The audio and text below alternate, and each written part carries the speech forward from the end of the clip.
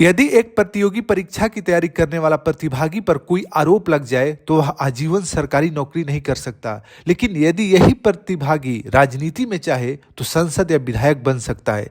सोचिए यह कैसी व्यवस्था है। भारत में राजनीति का अपराधीकरण एक गंभीर समस्या बन चुका है। इस मुद्दे को लेकर सुप्रीम कोर्ट में एक याचिका दायर की गई है जिसमें आजीवन चुनावी प्रतिबंध की मांग की गई है ताकि दोषी ठहराए गए व्यक्ति चुनाव न लड़ सके, जिससे राजनीति का अपराधीकरण को रोका जा सके। हालांकि इसके कुछ नुकसान भी होगा। आइए इस विषय की बेहतर ढंग से समीक्षा करते हैं। मुख्य दो सवाल हैं। पहला, अगर किसी व्यक्ति को सरकारी नौकरी से प्रतिबंधित किया जाता है तो उसे विधायक या सांसद बनने की अनुमति क्यों दी जाती है।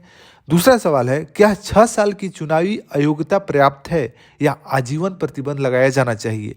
देखिए, वर्तमान में 1951 के जन प्रतिनिधित्व अधिनियम की धारा 8 के तहत अपराधियों को सीमित अवधि के लिए चुनाव लड़ने से रोका जाता है। हालांकि याचिकाकर्ताओं का मानना है कि राजनीति को अपराध मुक्त बनाने के लिए आजीवन प्रतिबंध जरूरी है ताकि जनप्रतिनिधियों में एक डर पैदा हो, लोगों में एक डर पैदा हो और किसी भी तरह का अपराध करने से वो बचे।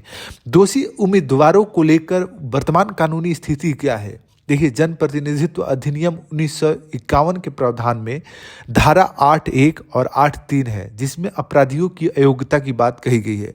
धारा 8(3) में क्या है, यदि कोई व्यक्ति कम से कम 2 साल की सजा पाता है तो उसे अपनी सजा की अवधि और रिहाई के बाद 6 वर्षों तक चुनाव लड़ने से प्रतिबंधित किया जाता है। जबकि धारा 8(1) में कुछ गंभीर अपराधों में तत्काल अयोग्यता लागू होती है, भले ही सजा की अवधि कितनी भी हो। इनमें शामिल है जैसे बलात्कार और महिलाओं के खिलाफ अपराध, अनैतिक गतिविधियां, आतंकवाद से जुड़े कानून, भ्रष्टाचार निवारण अधिनियम। उसके बाद धारा 8(4) का खंडन किया गया था जो पहले था। कब? लिली थॉमस केस 2013 में। पहले क्या होता था कि सांसदों विधायकों को सजा होने के बावजूद पद पर बने रहने की अनुमति थी अगर वे अपील दायर कर देते थे।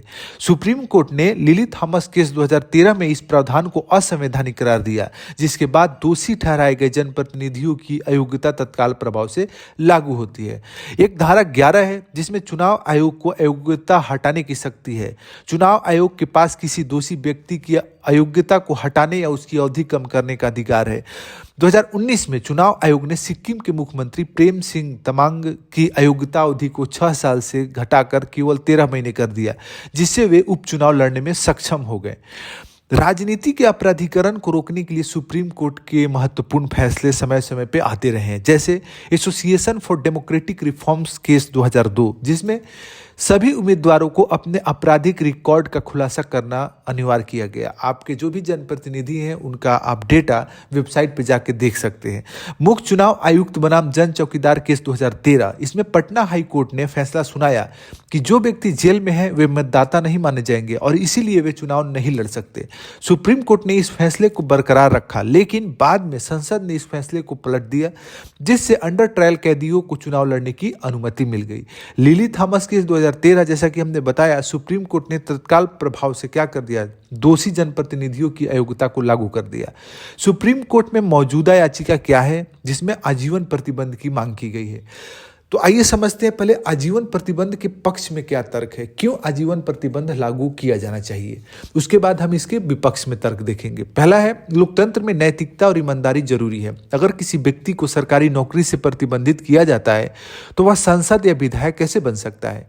राजनीति नेताओं को उच्च नैतिक मानकों का पालन करना चाहिए, तभी तो समाज भी नैतिकपूर्ण हो पाएगी। यदि जनप्रतिनिधि पे भ्रष्टाचार का आरोप है, अपराध का आरोप है, तो सोचिए जनता में क्या भावना आएगी। अपने जनप्रतिनिधियों से लोग प्रेरित होंगे यदि वो अच्छे विचार के, अच्छे सोच के, अच्छी शिक्षा के, नैतिकता के साथ आएंगे तो लोगों में भी तो एक अच्छी भावना जन्म लेगी। तो यह जरूरी है कि जनप्रतिनिधि पढ़े लिखे, ईमानदार, नैतिकपूर्ण हो और इसके लिए जो भी व्यवस्थाएं की जा सकती है उसे किया जाना चाहिए। दूसरा है राजनीति के अपराधीकरण को रोकना। क्यों रोकना चाहिए, डाटा से समझिए। 2024 में चुने गए 543 सांसदों में से 251 46% के खिलाफ आपराधिक मामले दर्ज हैं, जिनमें से 171 लगभग 31% पर गंभीर आरोप जैसे हत्या, बलात्कार, अपहरण और हत्या के प्रयास के आरोप दर्ज है।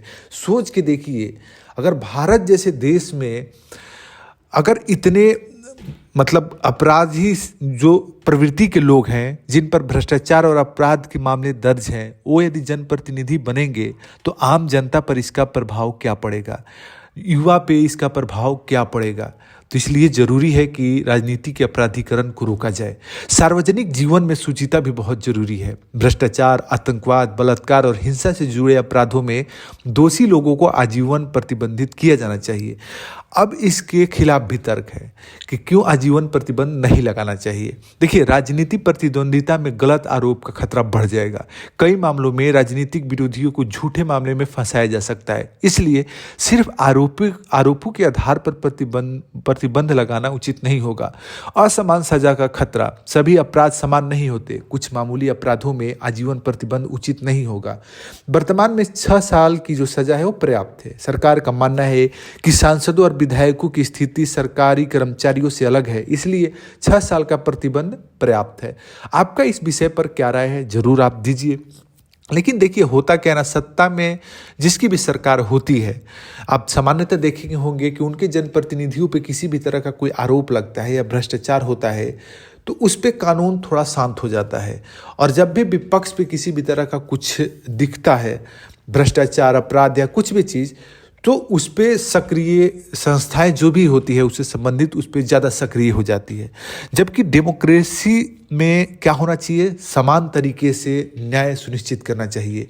कोई भी व्यक्ति चाहे सत्ता में हो या विपक्ष में हो, यदि उसने अपराध किया है, यदि किसी भी तरह का गलती किया है तो उसका सजा उसे मिलनी चाहिए, ताकि समाज में एक अच्छा उदाहरण सेट हो सके और समाज के लोग में भी नैतिकता, ईमानदारी बनी रहे। उनके अंदर ये भावनाहीन भावना नहीं आए कि ईमानदारी होने का क्या मतलब यदि सत्ता में बैठे लोग ही बेईमान हैं। तो आगे की राह क्या है, चुनाव सुधार की आवश्यकता में क्या क्या किया जा सकता है। देखिए, दोषी व्यक्तियों पर कड़े नियम होने चाहिए, जैसे कानून आयोग 1999, 2014 और चुनाव आयोग ने भी सिफारिश की थी। कानून आयोग जो 1999-14 था और उसके बाद चुनाव आयोग, इन लोगों ने सिफारिश किया। क्या क्या किया, जिसके खिलाफ 5 साल से अधिक की सजा वाले अपराध का आरोप तय हो चुका है उसे चुनाव लड़ने से रोका जाए। वर्तमान में सिर्फ 2 सिद्ध अपराधी चुनाव लड़ने से प्रतिबंधित हैं, ना कि आरोपित व्यक्ति। अगर किसी व्यक्ति पे आरोप लगा है तो चुनाव लड़ सकता है, लेकिन यदि सिद्ध हो जाता है कि वो अपराधी है, उसने अपराध किया है, तो उसे चुनाव लड़ने से प्रतिबंधित किया जाता है। चुनाव आयोग की शक्ति की भी समीक्षा होनी चाहिए।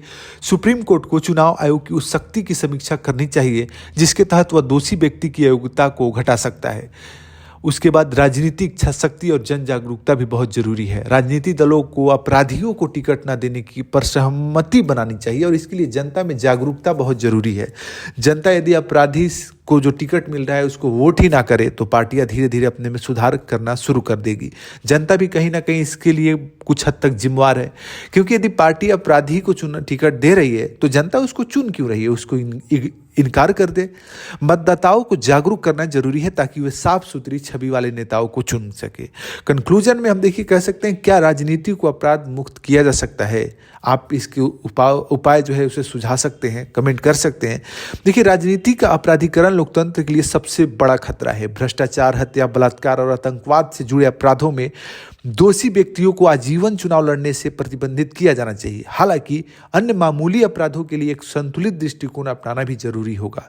तो कुछ प्रश्न बन सकते हैं, जैसे क्या भारत को दोषी व्यक्तियों पर आजीवन प्रतिबंध लगाना चाहिए या केवल गंभीर अपराधों के लिए यह लागू होना चाहिए? सुप्रीम कोर्ट का फैसला भारत में चुनावी शुचिता और लोकतंत्र की गुणवत्ता को प्रभावित करने वाला एक ऐतिहासिक निर्णय साबित हो सकता है।